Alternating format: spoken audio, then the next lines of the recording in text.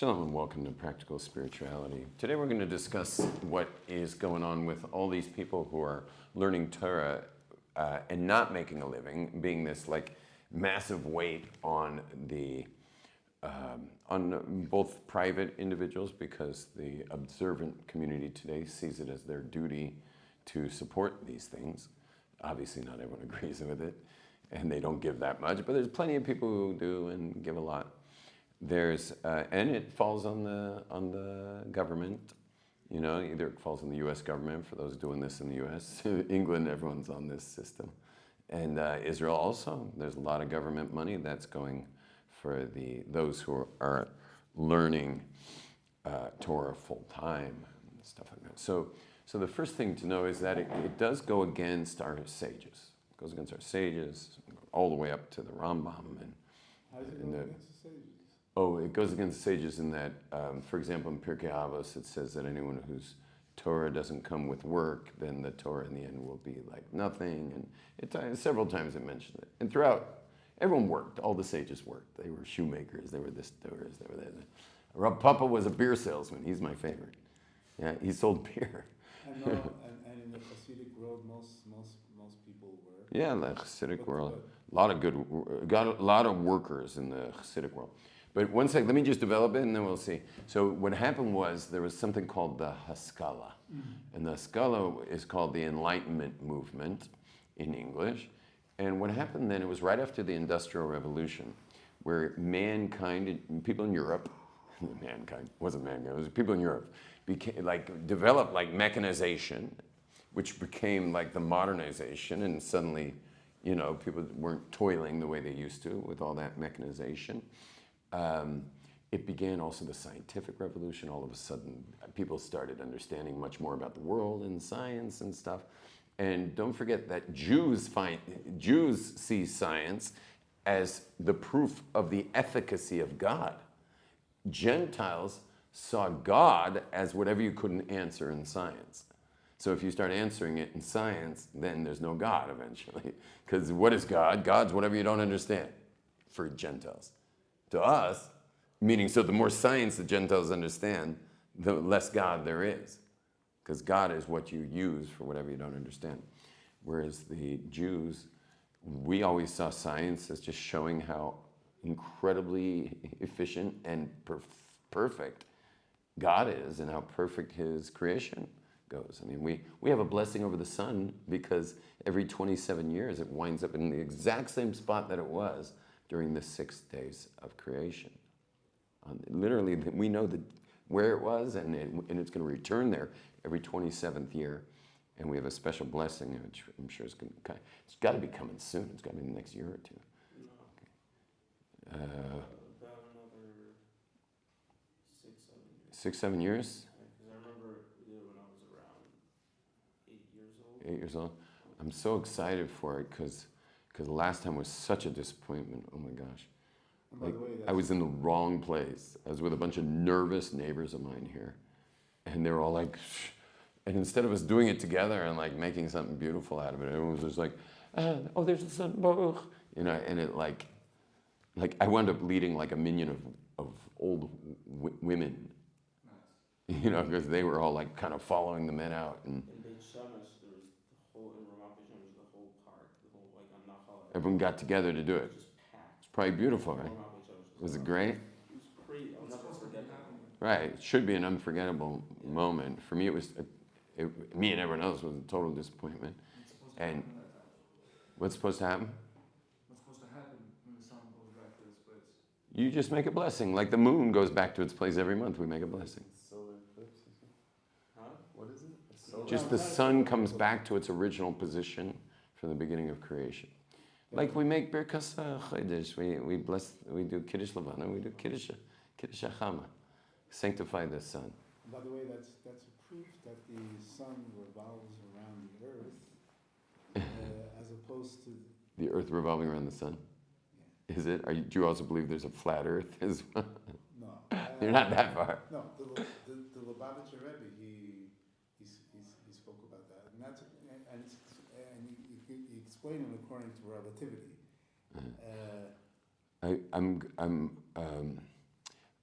One second, I just want to say about the Enlightenment. So the Enlightenment came, and what happened was Europe got out from under the thumb of the church.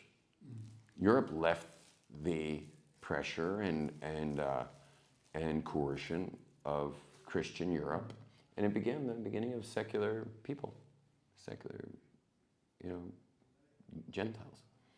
But unfortunately, it caught on very quickly in the Jewish world. Jews are like, who knows why exactly, but Jews kind of jumped onto the Enlightenment movement and saw it as a ticket out of The ghetto. out of the ghetto, ticket out of the ghetto. It's like joining the NBA, You get your ticket out of the ghetto. It was also, Jews suffered a lot. And like, if you had a chance to like live not as a Jew, because all there was Christians and Jews. What are you going to do, become a Christian? Obviously not. So all you had left was be a Jew, and then deal with all the persecution and deal with all the guilt and all the whatever, if you weren't considered a good Jew. And but all of a sudden there was a third choice, and that third choice was be secular. You could actually be secular. When you guys all grew up, that secular was like one of the options, right? To be a secular Jew, that was an option. It was never an option before. It became an option at the Enlightenment. And what happened was those who were observant doubled down. The Jews that were observant doubled down. Doubled down? Doubled down on observance. And that's where the Black Hatitude Haredi movement began, with all of, Shalom Aleichem, welcome. So that's when the Haredi movement began, and it doubled down on what is called today, the Haredi movement, which is a much more intense, if not stricter, rendition of Judaism. So, Then what? what? It's more stricter than what? Than the chill Jew when it was just Jews and Christians in Europe. Jews and Christians in Europe, Jews were like, there was no, you understand, the difference between a Jew and a Christian, I shouldn't say this on YouTube. I'm not going to say, I'm not going to compare it to something, but let's just say it's a far cry. Being a Jew is a far cry from being a toothless ignoramus Christian in completely illiterate Christian. You're saying back then? Back then, throughout history, for 1,700 years, it was like apples and oranges. You don't confuse them, But all of a sudden, when you have Jews being secular, all of a sudden things. We got to draw a line in the sand now. We got to properly, what's the word? Declare, not declare. Divide. Well, divide, but there's a fancier word where we're like Distinguish. yeah, which was also not the word, but I was looking for, but distinguish better than all the others we tried. Certainly better than disintegrate. But we have to distinguish ourselves as Jews from these other ones who are calling themselves Jews. This is why, for example, this is why you never hear us say Orthodox. Like, we never say Orthodox. Like, we hate that word Orthodox. Observant Jews are not, today Jews don't know what the hell they're doing, so they'll use the word Orthodox, but the word Orthodox was an absolute insult to the observant Jews. Do you know where it comes from? No, it came from the secular Jews, from the Maskilim. Because what did they say? They said, because the word Orthodox means strict, so they were pointing at us saying, oh, they're also Jewish. Meaning here they are totally interacting with government now and banking and they're totally part of the Gentile world as Jews. They stay Jewish, still very Jews. And then they took it from us. Until they started intermarrying. Yeah, well, even when they're intermarried, because the Reformed Jews allowed to be Jewish and intermarried. Yeah, the wife can go through some, B'nai bingo conversion, after the bingo game at synagogue, and yeah, she gets her B'nai bingo conversion. She's not Jewish. What, just because she got her B'nai Bingo conversion. The woman wouldn't know how to keep Shabbos. Her life depended on it. And so what do they do? But but here's the beauty. And by the way, if you're Reform watching this, I mean, there's no Reform yet. If you're 98 years old and you're Reform watching this, so then you should know I have nothing against you. They were proud Jews. So then, but how are they supposed to answer for all the black attitude people? All the people in the black hats and all the keeping Shabbos and losing their job every Shabbos during the Depression. And how do you account for those people? Oh, simple. You call them the strict ones. They're Orthodox. So when someone asks you, what's with all these weirdos? You say, oh, those guys, they're also Jewish. They're also Jewish. All those observant Jews, they're also Jewish. They're the Orthodox. They're the Orthodox. But meanwhile, I mean, do I seem very strict? I'm like the least strict person you'll ever meet. You know, you guys, by the way, everyone in this room is stricter than I am. You're all stricter than I am. I'm like, you know, if the halacha doesn't say it, I ain't doing it. You know, you guys are probably strict about all kinds of things. I don't think I wore a shirt for 12 years. You know, growing up surfing in California, I thought marrying a Jew was racist. You know. That's like an ideal. I thought having kids was irresponsible, like, environmentally. Like there's not a strict bone in my body. The one thing I am a little strict about, though, is that my electric mountain bike battery is full before I go out on a ride. You know, I'm very strict about that. I'm really strict about my protective gear, and I'm also strict about that my water pack's full when I go out riding. Other than that, that's that. Oh, I'm very strict about craft beer. Craft beer, and I actually have to reload. I've run out of at least my American variety, so I got to reload on those. Julius? What? Julius? Craft beer. Anyway, so that's where the word Orthodox comes from. Now check this out. You ready for this? Before the Enlightenment, there was no such thing as a yeshiva. And when I say before the Enlightenment, there was no such thing as a yeshiva, I mean ever before. Yeshiva as we know it today. Yeah, there was no such thing as a yeshiva. When you were 12 years old, every single 12-year-old of the entire community was taught a trade. By 13, by your bar mitzvah, you were now working in that trade. By 14, you were probably married. The 12 girls were married. And you worked in that trade. That was like there was no welfare, there was no social security, there was none of that stuff. It didn't exist.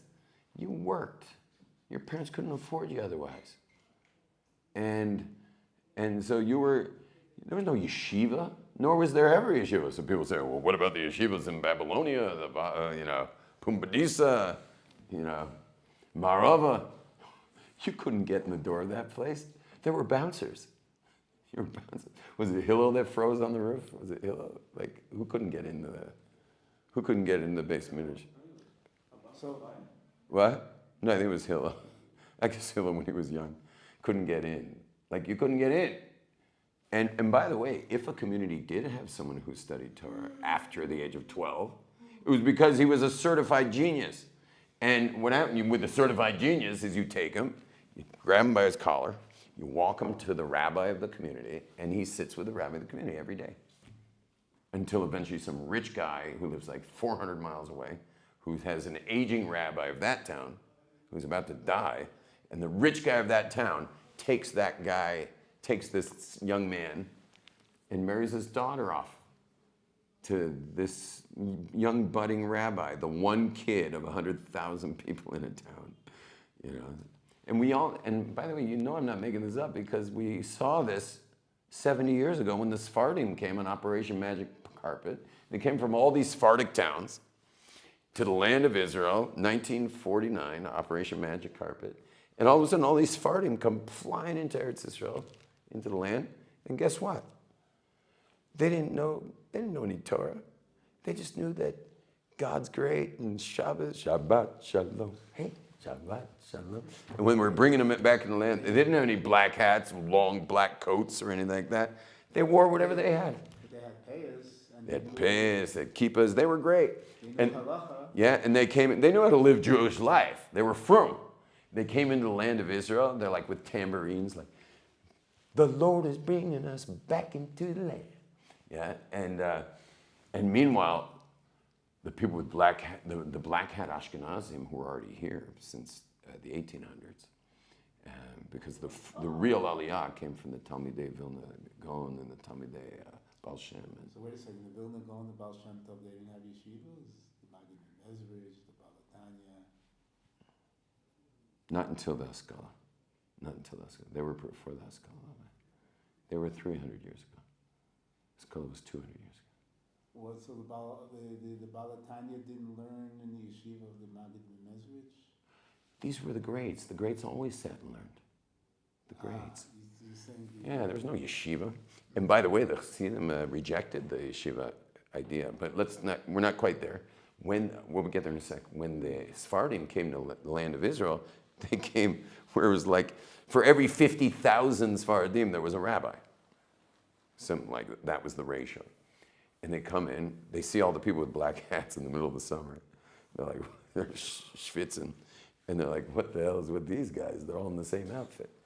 And the Chassidim were like, meaning the Haredim were like, you'll understand. You're going to figure this out pretty soon. The Maskilim, which is the state of Israel. The state of Israel was founded by the anti-Torah community that we've been discussing, calling the Torah guys Orthodox. They looked at these Sephardim and they're like, we're gonna eat these people alive. They're going to be our breakfast. Meaning we're going to take them into secular society like that. Why? Because they don't know how to deal with us. See, the Haredim already had, when the state of Israel was formed, the Haredim had 150 years of dealing with Maskilim. They had 150 years how to deal with these characters. So they already knew exactly how to, what outfits to wear, how we keep our laws and minhagim and everything. We built yeshivas, and that every boy now at 13 is in yeshiva for several years at a huge expense. Now, what I want you to get already is that the second a 13-year-old goes to yeshiva, which I don't think anyone in this room says that a 13-year-old should be working. We all agree that that would be good, that a 13-year-old goes learns Torah for at least till he's 18. Give him a couple years of learning, right? Guess what? The second you do that, that is a major weight on the society. Why do you think they were working at 13? Because the society couldn't float them. Society couldn't float those kids. And so we all agree that they should be doing what that kid at 13 should learn Torah.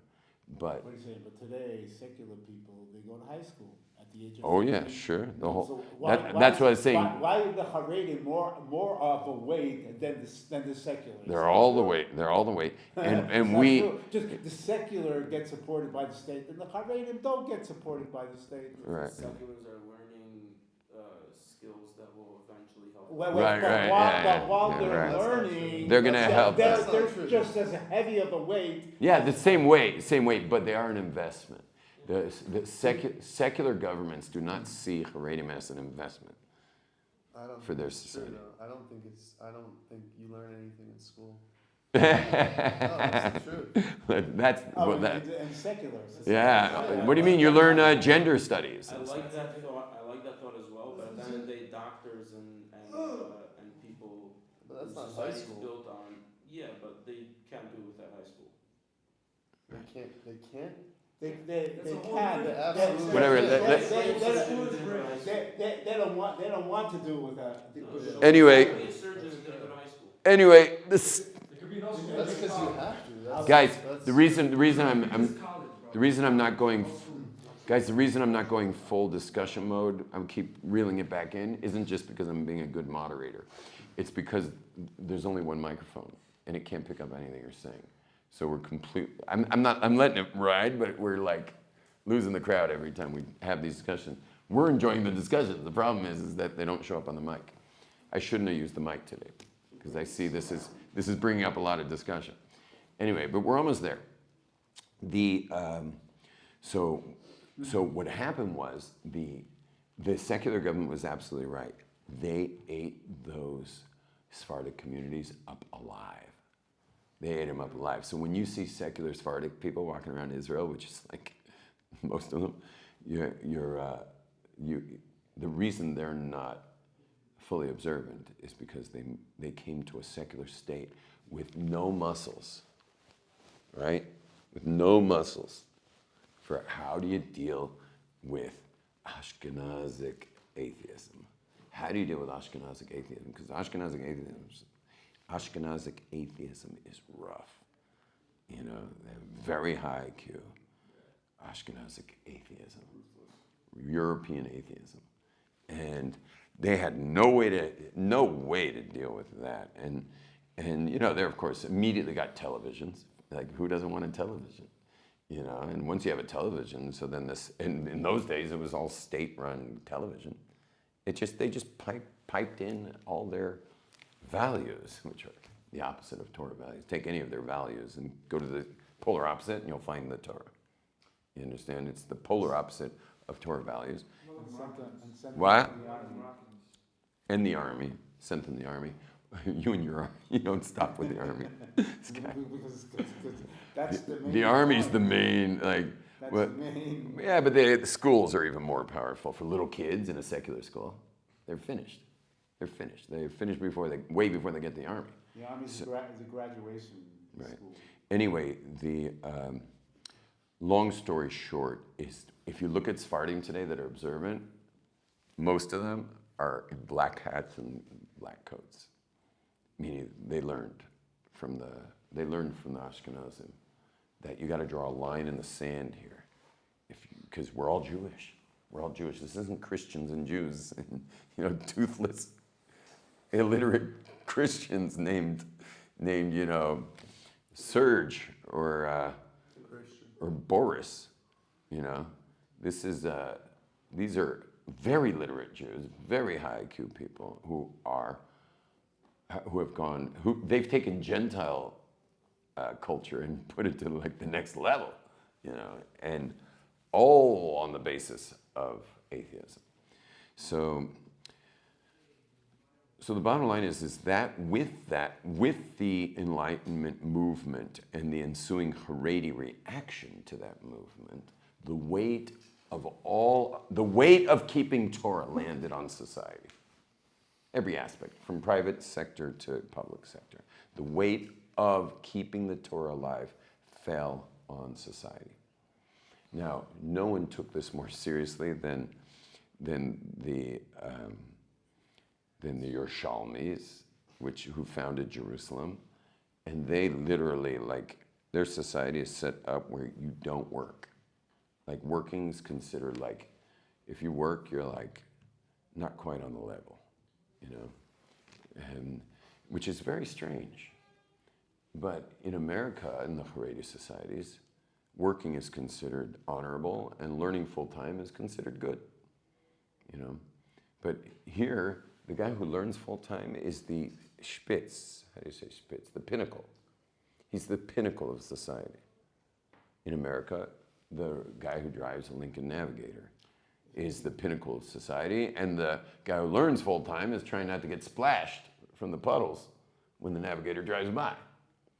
And I always tell the guys who learn full time in America, who are already in their 30s, 40s, and I look at them and I see they're such losers at this point. And I'm not talking about the ones who are really heliga, beautiful, shining lights of Torah. I'm talking about just guys who wound up in that situation because, their rich father-in-law, and they just wound up, being the trophy of their father-in-law who makes all the money. I always tell those guys, move to Israel. Grab your wife, grab your kids, go to Israel where you are the Range Rover driver. Meaning where you should be the pinnacle of society, not the guy trying to not get splashed while the Range Rover drives by. Go to Israel where you are honored.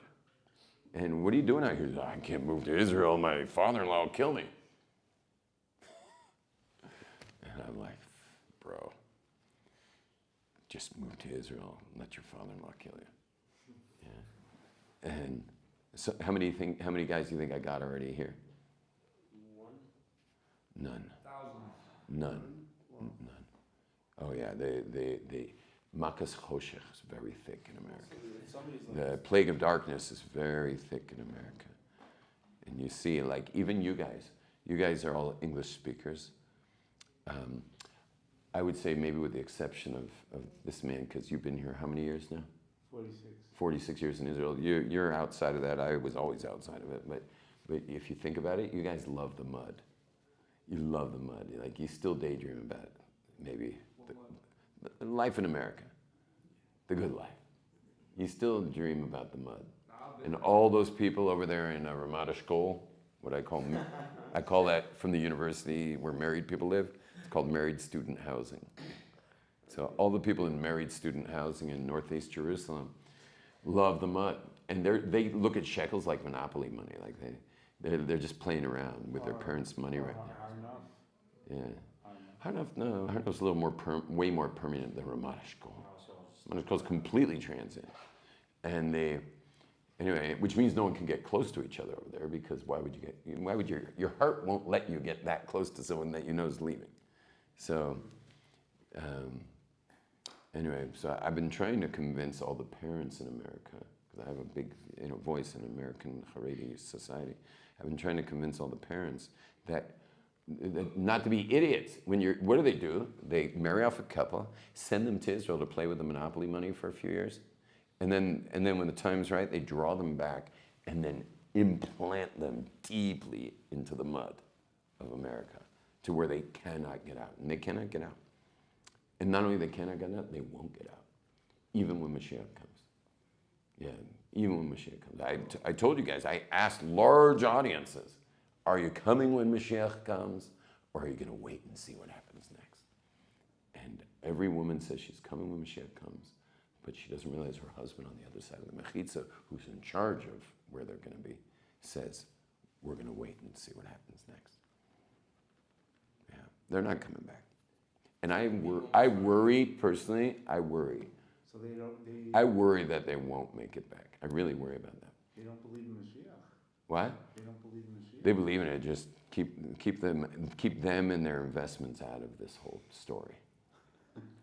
Yeah, they'll wait till see what happens next. like the people who stayed in Mitzrayim. Yeah, that's why I call it machas choshech, and mud's usually dark as well. So and people are addicted to the mud. People are addicted to it. If you're raised there, you think you're daydreaming about the mud. You want to lease your X7 at $700 a month. You know what it costs to have an X7 here in Israel per month? About 5,000 at least. No, More. Dollars would probably be about 2,000 What's the next a step? month. X7 is a BMW. Ah. It's a vehicle. Beautiful. German engineering. Anyway,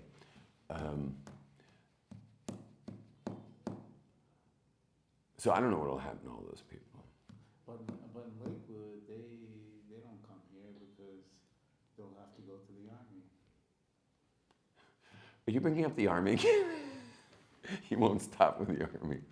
Anyway, so what's happened is a lot of the society leans on the other part of the society. Why? To keep Torah alive, to keep Torah going.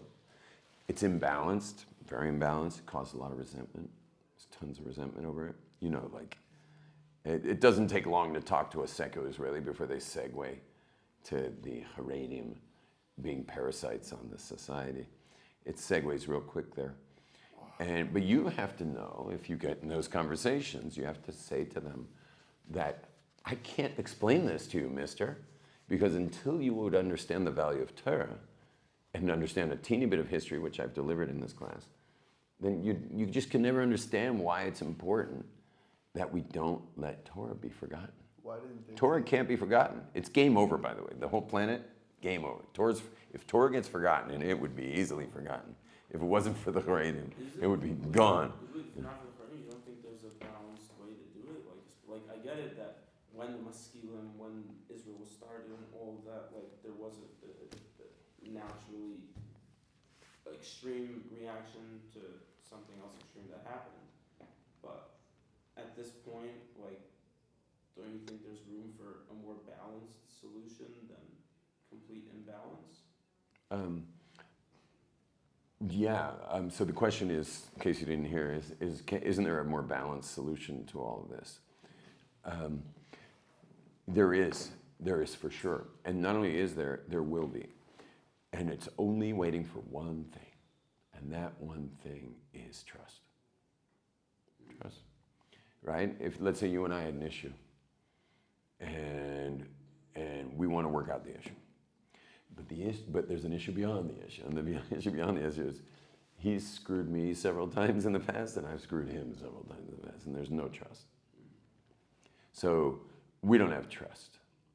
So now let's say you're the mediator and you want to get us back together. What's the first thing you got to develop? Trust. Yeah, you have to develop that there's two trustworthy partners. Two partners at the table who can trust each other. Well, how are we going to build trust? Well, there's going to have to be some, first of all, you're going to have to be able to articulate my side, because otherwise I don't think the guy understands me. And I have to be able to articulate your side. Till the secular Israeli government can articulate the side of the Haredim, which I don't imagine them being able to do now, but maybe they could someday. I believe that I really believe this, that I'm meant at some point in my career to become a spokesman to the secular Israeli world, to explain the subtleties of what we're talking about when we talk about the importance of Torah on the planet. And so that once they can understand that, and then communicate their understanding that we get it now. Now we get it. And thank you so much, Haredim, for having put your heels in the dug your heels in the sand, dug your heels in the ground to not let us destroy Torah. Thank you for not letting us destroy Torah. But in other words, let's develop trust. If we could develop that trust and some goodwill, there should be some goodwill. Like I should give you something, you should give me something, a little bit of goodwill in the process. If we could do trust and we could do goodwill, we would find the balance. We would find that balance. And we're going to get there. We're going to get there. And one of the biggest issues of all is that you're not allowed to have Gentiles in the land of Israel unless they're keeping the 7 Noahide laws. So Gentiles aren't allowed here. And right now, I mean, That applies to Jews also. Jews aren't allowed here? No. In order to live here, you have to keep mitzvahs. If you're a Gentile, you have to keep the 7 laws. Right. If you're a Jew, you have to keep the 613. Otherwise, you're not allowed to live here. Right. You can't be a Jew and an idol worshiper. But anyway, he's right. But also the Gentiles are not allowed to be here. Trump's taking care of that. I know. Did you guys see the latest Trump news? It's so funny. Trump's like, we need a guy like Trump to not understand any of the subtle details.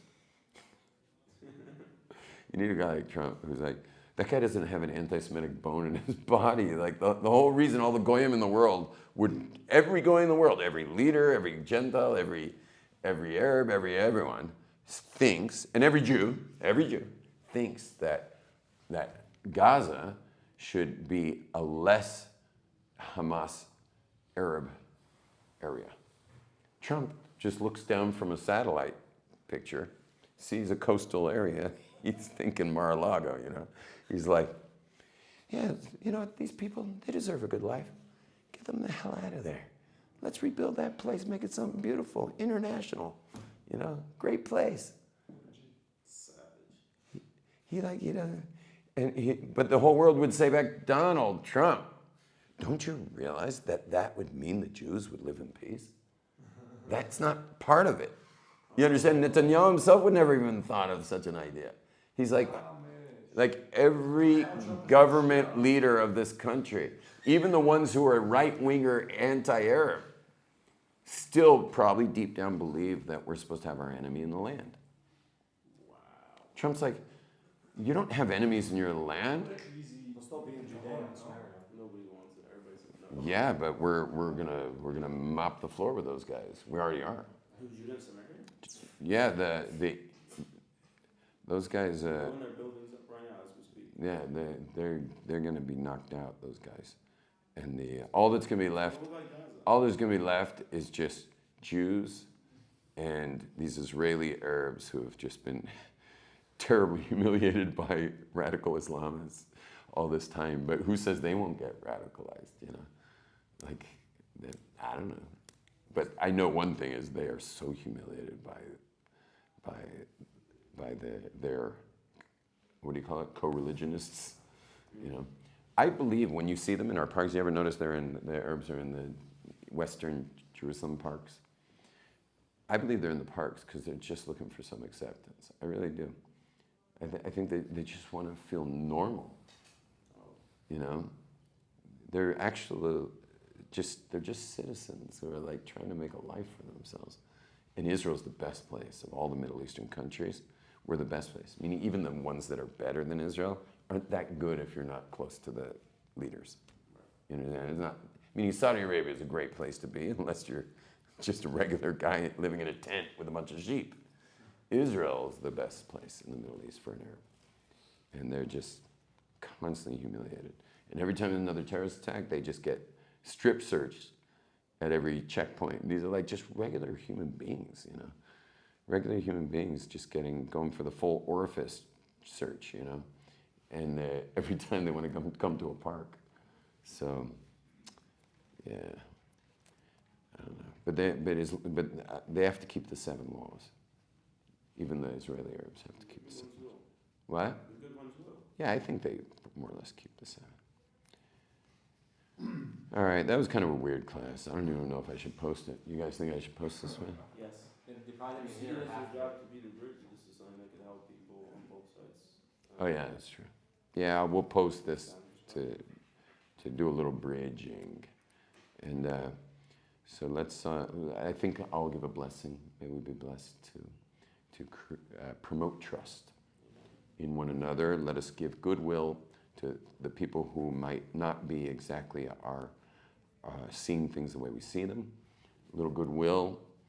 Let's be blessed to see both sides educated in what's at stake here. And may we see peace in our days. Amen.